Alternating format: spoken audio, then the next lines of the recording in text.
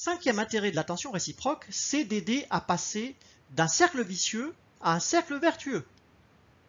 Alors le cercle vicieux, quel est-il?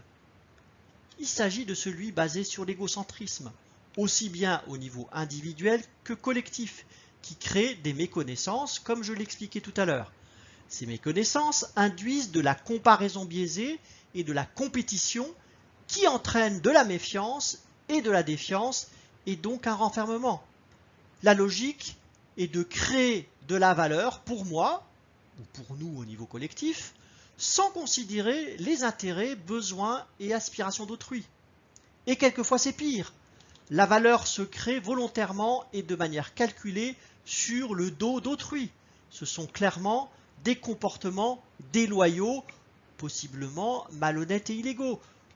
Sur le dos des consommateurs, par exemple le scandale du dispositif sur les voitures Volkswagen destiné à tromper les tests anti-pollution, d'ailleurs aussi sur le dos des États. Un autre exemple, l'obsolescence programmée.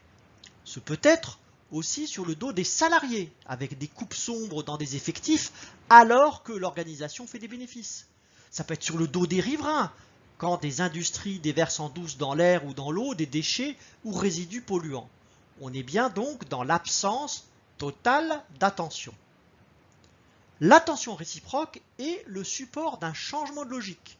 C'est le point de départ d'un cercle vertueux qui facilite la connaissance, l'interconnaissance et la reconnaissance, avec une invitation et une incitation plus forte à la coopération qui va mettre ou remettre dans la confiance dans le système.